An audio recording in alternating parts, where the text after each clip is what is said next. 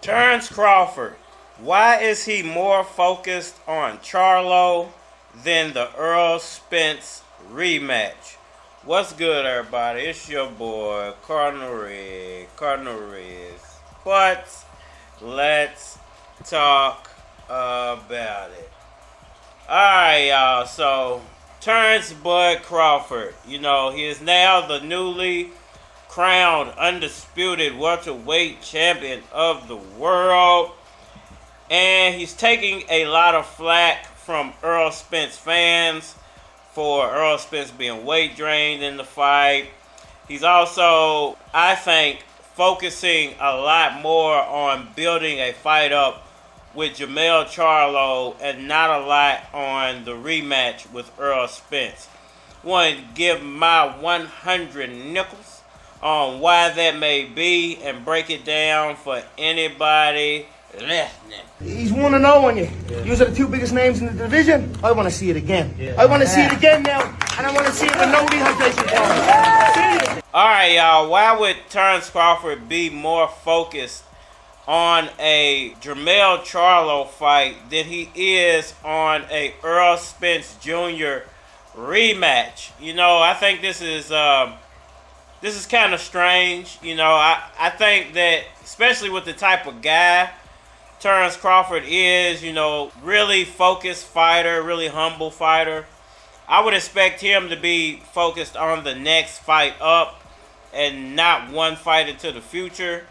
But it seems like, he's more interested, has been more interested in building the Charlo fight than he has been even in the first Errol Spence fight. He wasn't very vocal about how he was going to beat Errol Spence or why he was going to beat. He just mainly said he felt like he was going to win the fight and training hard, focusing hard. And he ended up beating Errol Spence. So you can say, I guess it really didn't matter that he was being very vocal about wanting to fight Jermell Charlo and not so vocal about wanting to beat Errol Spence, because he ended up beating Errol Spence anyway. So I guess it really didn't matter that he wasn't 100% focused, to me, on the Spence fight. He still ended up beating him quite convincingly. So when it comes to the rematch, I guess it might not be a surprise to a lot of people that he's more focused on securing this Jermell Charlo fight than he seems to be on the obvious fight that's going to come next, which is the Errol Spence Jr. rematch. He can fight him at 54, he can fight him at 65, none of that would matter. I want to let Errol go get everything checked out and make sure he's neurologically okay. If his mind, everything's okay, and his body's okay, then we'll consider a fight at 154, but we need some time to make some adjustments, because we haven't been forced to make adjustments in our career. Truthfully speaking, we should sign a rematch clause, but tell them let us have 1 or 2 fights between. Secondly, we don't have to pull ourselves down so far in weight at 154, so maybe we won't be as sluggish with the weight. Now, I guess there's still a possibility that Errol Spence doesn't decide to exercise the rematch clause, has all the way up until August the 29th to make it official, or he has to walk away from the contractual agreement. You can do anything you want if you can visualize it. So just visualize it, work hard on it, do it, and showcase it so people you love will know that it can be done. You can't hide the plug. But I'm of the assumption that Errol Spence already agreed to the rematch.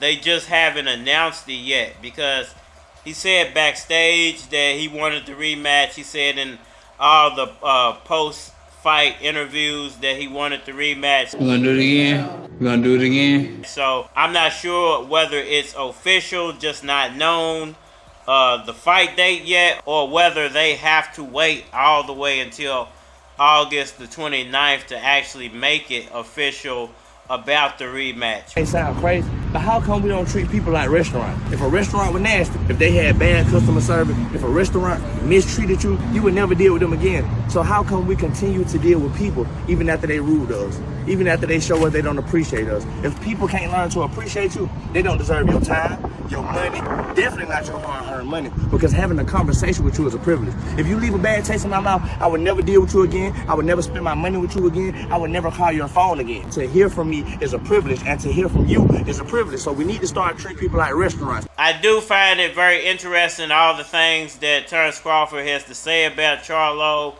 that he really doesn't like Charlo, that he really wants to prove a point when he fights Charlo. And, you know, even if, let's say, Errol Spence for some reason doesn't exercise the rematch clause, it still would be probably the spring of next year, you know, maybe early spring of next year, before we ever saw a Terence Crawford-Charlo fight. So I think it's really early. Number one, if Charlo gets beat by Canelo, I don't think it's going to be necessary to make that fight. And it felt great, especially against the opponent that I was up against, the doubt that everybody had against me. And it just was wonderful to finally get that behind me. You know, depending on how bad he gets beat, you know, Charlo might not even want to keep those titles at that point. He might drop those titles if Canelo just dog walks him. You know, you don't know. He might retire. We don't know. So I think Terence Crawford, you know, it's more of a love-hate thing for Charlo. Almost when it comes to Terence Crawford, like he loves to hate Charlo. So I think even if Charlo lost, he would still try to get in the ring with Charlo just to get the name on his resume. Gotcha, bitch! So, you know, it's almost like he's hoping up that fight instead of the Errol Spence Jr. rematch. Liar! Liar! It's almost like he wants that fight a little bit more than he wants the Errol Spence Jr. rematch. What? King's stinking son fired me, and thank you so much for bringing up such a painful subject. While you're at it, why don't you give me a nice paper cut and pour lemon juice on it? We're closed. Maybe he feels like in his mind that, hey, I've already proved my point with Spence. You know, I'm the better guy. We don't have to do it at 154. You know, I don't have a point to prove at 154. My whole point was to be undisputed. Don't take this personal, but sometimes I feel you use people. I think it's the complete opposite for Errol Spence. Like, hey, I told y'all I couldn't make weight. Y'all kind of forced me into taking the fight, which as a fan, I do kind of feel like I forced Spence's hand a little bit. I wish I hadn't done that, but something had to be definitively answered about the 147 division.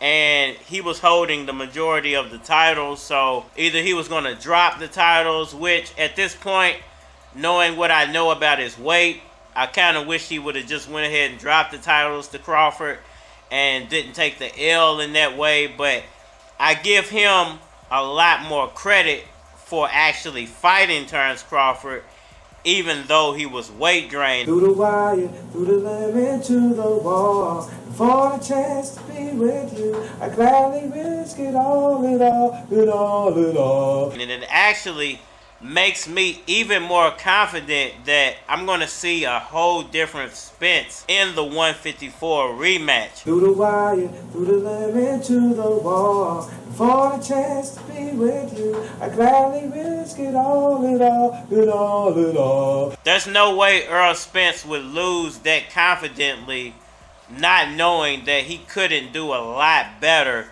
as a 154 fighter. I don't know what type of pride issue he was fighting with that would make him say, hey, I'm just going to tough it out with the 147 fight, even though I know I'm going to get beat and probably beat pretty bad. We need a miracle. It's very important. I might kill whoever you wanted me to miracle. He's already dead. I'll take a look. Bring him in. You know, that takes a hell of a mind state to go, you know what? I'm probably going to lose. I'm weight drained. I know I can't, be the version of myself it would take to beat Terence Crawford. But I'm a real man, and he's going to have to take these belts from me no matter what. You know what? When I look at it like that, that makes me overconfident that I think Errol Spence is going to beat the dog shiznittle out of Terence Crawford at 154. And I know that sounds crazy after what we just saw.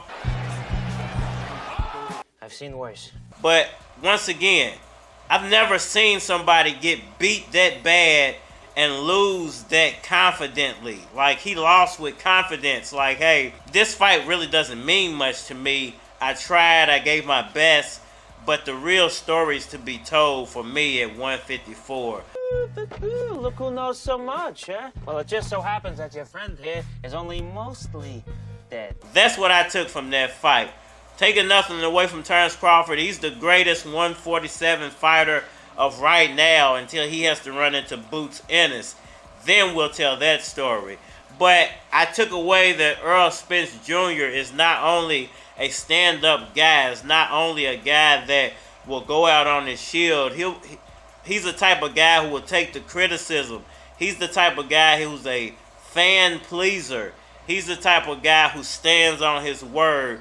And if I had to do a crime with anybody, I would do a crime with Errol Spence Jr. because I know he ain't going to say a goddamn thing. We might go to jail, but mum's the word until we get out. You got another shot. This is second shot at the, I don't know, the biggest title in the world. And you're going to be swapping punches with the most dangerous fighter in the world. In case, you know, your brain ain't working so good. All this happens pretty soon. Why don't you stand up and fight this guy hard? But don't lay down in front of him like this. Some kind of mongrel or something. Gonna kick your face in pieces. This guy just don't want to win, you know. He wants to humiliate you. He wants to prove to the whole world that it was nothing but some kind of a freak. I don't want to get mad in a biblical place like this. But I think you're a hell of a lot more than that, kid. A hell of a lot. You want to blow this thing? Damn it, I'm gonna blow it with you. I'll stay and pray. I gotta lose. Y'all let me know what y'all think about all that down in the comment section below. Hit that like button for me. Share. Subscribe. Holler at me on all social media platforms. Facebook, Instagram, YouTube, Twitter.